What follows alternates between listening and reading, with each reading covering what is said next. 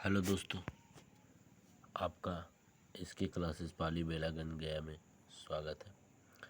हम हिंदी के topic wise question करवाते हैं, जिसमें आज आपका शब्द करवाने वाले हैं कि शब्द किसे कहते हैं, जिसके बारे में आज हम बताने वाले हैं। चलिए, पहला जो हमारा है, शब्द किसे कहते हैं। भाषा की लघुतम सार्थक इकाई को शब्द कहते हैं। कहने का अर्थ है कि भाषा की सबसे छोटी इकाई को ही क्या कहा जाता है, तो सबसे छोटी इकाई को ही शब्द कहा जाता है। जैसे घर, स्रोत, उद्गम के आधार पर 4 प्रकार के होते हैं। फिर से कहता है कि भाषा की लघुत्तम सार्थक इकाई को ही शब्द कहते हैं, जैसे घर। अगला कहता है कि उद्गम के आधार पर शब्द 4 प्रकार के होते हैं। पहला तत्सम, दूसरा तद्भव, तीसरा देशज, चौथा विदेशज। 4 प्रकार के हम देखें किस स्थिति पर, उद्गम के स्थान पर 4 प्रकार के। पहला तत्सम, दूसरा तद्भव, तीसरा देशज, चौथा विदेशज। अब बारी बारी से इसे पढ़ते हैं। चलिए इसको बड़ा कर लेते हैं हम लोग, ध्यान से देखिए। पहला जो आपको कह रहा तत्सम क्या है, तो संस्कृत के मूल शब्द को तत्सम कहते हैं। अर्थात कहा जाए कि जो शब्द संस्कृत के जैसा बोला जाए उसे तत्सम कहा जाएगा। जैसे अश्रु, हम लोग अभी क्या बोलते हैं, आंसू, लेकिन पहले बोला था संस्कृत में अश्रु। कर्पूर, हम लोग बोल देते हैं कपूर, तो कर्पूर हो गया तत्सम, शुद्ध। कपाट, शुद्ध। अगला हम लोग देखते हैं, वो देखते हैं तद्भव के बारे में। कहता है कि तद्भव किसे कहते हैं। संस्कृत शब्दों के बदले रूप तद्भव कहलाते हैं। जैसे आंसू, कपूर, किवाड़।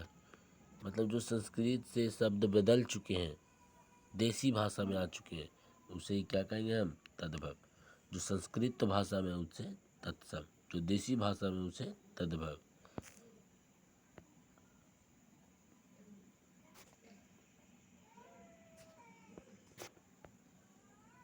चलिए, अगला हमारा जो होता है देशज किसे कहते हैं। तो देशज में कहता है कि देसी भाषाओं के शब्द को देशज कहेंगे। जैसे लोटवा, थरिया, खटीवा, ये सब कुछ हो गया देसी भाषा, तो इसे हमको देशज कहेंगे। अगला जो बोलता है वो विदेशज। विदेशज किसे कहते हैं, तो सीधी सी बात है, विदेशी भाषा के शब्द को विदेशज कहेंगे। जैसे स्टेशन, इंजीनियर, रिक्शा। चलिए आगे हम देखते हैं। कहता है कि बनावट की दृष्टि से शब्द के भेद। तो बनावट की दृष्टि से 3 भेद है, रूढ़, यौगिक और योग रूढ़। सबसे पहला जो हम पढ़ेंगे वो रूढ़ के बारे में पढ़ेंगे। कहता है जिन शब्दों को खंडित करने पर उसका कोई अर्थ न निकले, जैसे पानी, पा और नी, कोई अर्थ निकल रहा, एकदम नहीं निकल रहा। तो जिन शब्दों को खंडित करने पर कोई अर्थ न निकले उसे रूढ़ कहते हैं। रूढ़ माने ढीठ, जरा कोई अर्थ न निकल रहा, कोई असरे न पड़ रहा। चलिए अगला जो हम पढ़ते हैं वो हमारा यौगिक के बारे में पढ़ना। कहता है कि जिन शब्दों को खंडित करने पर उसका अर्थ निकले उसे यौगिक कहते हैं। सुन लीजिए, रूढ़ में कोई अर्थ नहीं निकल रहा था, एकदम ढीठ था, से पा और नी, कोई अर्थ नहीं निकल रहा। लेकिन यौगिक में जिन शब्दों को खंडित करने पर अर्थ निकलता हो, जैसे विद्यालय, विद्या जोड़ आलय, दोनों का अपना अपना। विद्या मने शिक्षा, आलय मने घर, शिक्षा का घर। चलिए अगला पढ़ते हैं योग रूढ़ी। योग रूढ़ी क्या है, तो योग रूढ़ी में कहता जिन शब्दों का अर्थ सार्थक होने पर विशेष अर्थ निकलता। सोच लीजिए, रूढ़ उसको कहते हैं जिसका कोई अर्थ ही नहीं निकलता, यौगिक जिसका अर्थ निकलता हो, और एक योग रूढ़ है जिसको क्या कहता है, एक विशेष अर्थ निकलता है। जैसे पंकज, और पंकज मैंने कुछ ही होता है जो कीचड़ में जन्म लेता है उसे पंकज कहते हैं।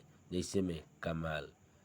चलिए, हमें लगता है कि आपको समझ में आ गया होगा।